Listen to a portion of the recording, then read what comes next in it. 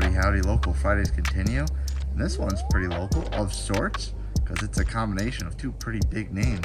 Collective Arts, they're not down here, but Burial Beer sure is, out of Asheville. Pretty big name. They also open a Charlotte location, so they're pretty big.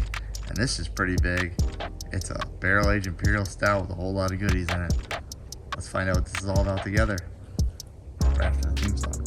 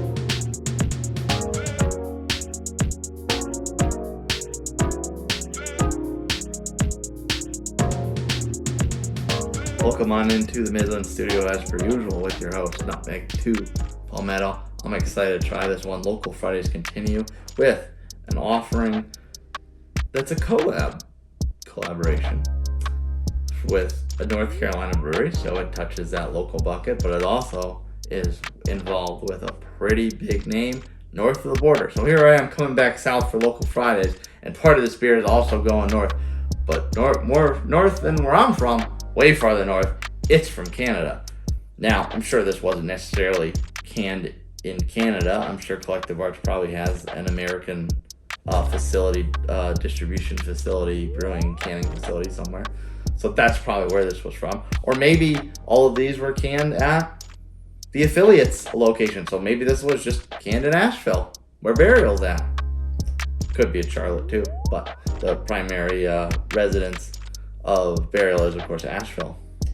It is called Origin of Darkness, and it took me a minute to find this on Untappd because there were several Origin of Darkness beers that Collective Arts did with various breweries. This particular one, though, that they did with Burial is a Madeira Whiskey Barrel-Aged Imperial Stout with pecans and coffee. That's right, I say pecans. Of course, there's a 12-ounce can. It's a pretty whopping 10.7 alcohol by volume, stout with natural flavors. Collective Arts, what's on this? Aha! I was right. Product of Canada, brewed by Collective Arts, Hamilton, Ontario. Imported by Collective Arts, Stowe, Vermont. So Collective Arts must have a domestic facility in Vermont. However, of course, the OG is from Hamilton, Ontario, and if I ever make it up to Canada again, I used to go up there all the time as a kid. I would love to check out Collective Arts with Beer for Breakfast, Facts for Stacks. That's, you all know him as Drew. And of course with the wonderful Shane of Shane's Craft Beer Reviews. And maybe even the man from behind One Flight Down, Alan, will trek down from Winnipeg if I were to make such a trip up north of the border. But we'll save those talks for a future time. The Imperial Stout, if Imperial Stouts are your thing, work your way on down to the comments. You will find a link pinned to a playlist of all different types of stouts and Imperial Stouts I've done in the past. So work your way on through that. They're quite the heavy variety. So if you like heavy beers, you'll probably enjoy that. You'll probably enjoy my playlist. On Untappd, now this was done fairly recently, actually. Yes, September 12th, 2022. So when I'm recording this, it's not too old, but it's also a dark beer. It's also a stout. So even if it was older than that, you wouldn't necessarily bat an eye anyway, because dark beers are okay aging. Totally okay aging. Really anything as if it's not an IPA, but that's besides the point. Check-ins total 1,619, unique 1,551. Of those, 1,420 were ranked for a pretty darn impressive global ranking of 4.07. The blurb is partnering with our pals at Imperial Beer Company out of Asheville, North Carolina. We brought a little bit of the south to the north. Together we brewed this pecan and coffee pastry stout, which was aged in extremely unique Madeira Whiskey Barrels from Blackened Whiskey. This stout contains the nutty aroma of pecans and rye spice with notes of whiskey, coffee, and sweet toffee. How's that for southern hospitality? Well, it sounds pretty hospitable to me, that's for darn sure. And I didn't realize it was a pastry stout. I just figured Imperial stout, big and bougie, big and strong, big and roasty, but maybe it's even got some sweetness to it if they're calling it a pastry stout. They're listing it right in the description as that. So that makes me even more excited. While you say we not wasting more time, crack this open.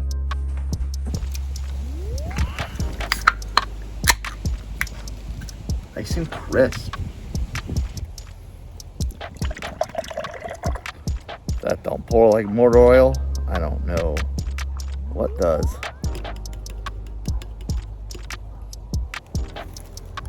Now, unfortunately, I can't give you my patented little tap, tap, tap to bring the head back, because it's only a 12-ounce can. This is apparently a 16-ounce glass. And I like to do that because obviously I go back and forth between different shots, and by the time I get back in here and set up, the head's gone for the most part.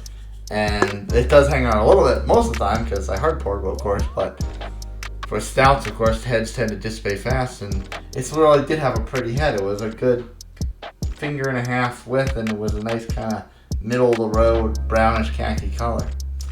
But in any event, yep, I don't think I'm getting any more out of there. So we'll just sniff and talk about it.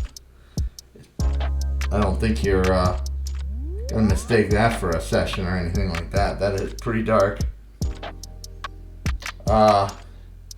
That's funny. When I first popped it, I got a little bit of a blast of chocolate, and then I was pouring it. It was kind of getting some chocolate but some spices. Now this, actually going full in, definitely a lot of chocolate, a lot of milk chocolate. There's some spices in there, but it's very, very subdued. It's mostly the chocolate in there, and it kind of is a little, let's see that, see the camera will catch it. It's a little viscous on the glass. So I think this is going to be thick. It poured like motor oil. It might taste like motor oil, figuratively speaking. It's not wasting more time to take a sip.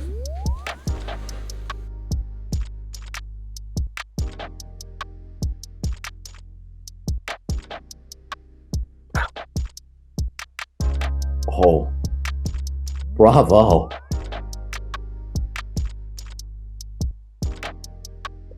Yeah. Hello, darkness, my old friend. You are indeed my friend tonight.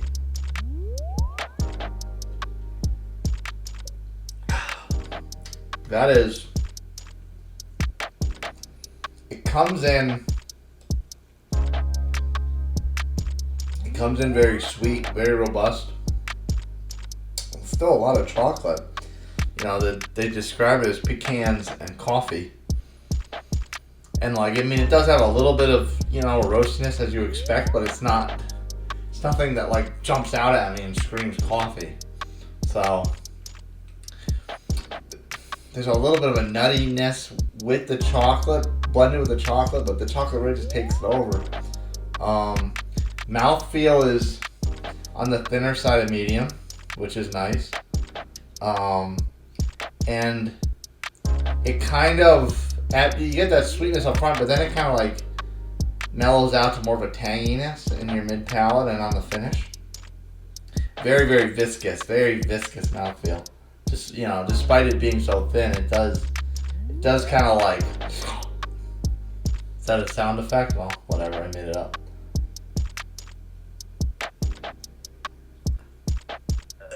Ooh, that was a good one. Beer for breakfast, fast for snacks. We'll appreciate that. Yeah, that one. That's very good. Like I said, I don't know if it's so much on theme. Because I'm, again, like chocolate. I get a little bit of nuttiness, but it's really kind of buried in there.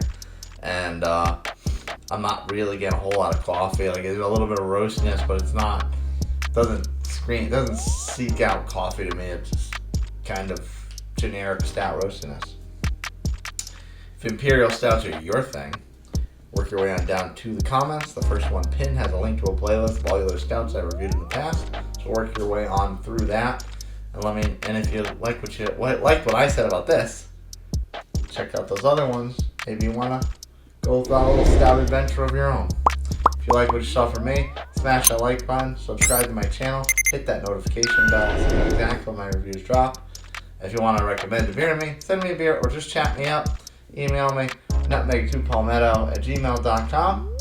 And if you want the rest of my day-to-day nonsense, and there's a lot of nonsense, follow me on my social media channels, TikTok and Instagram, @nutmeg2palmetto. That is a heck of a way to ring in Friday. Or,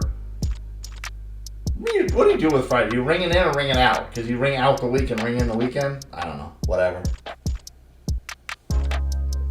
Cheers, folks. I'll see you next time.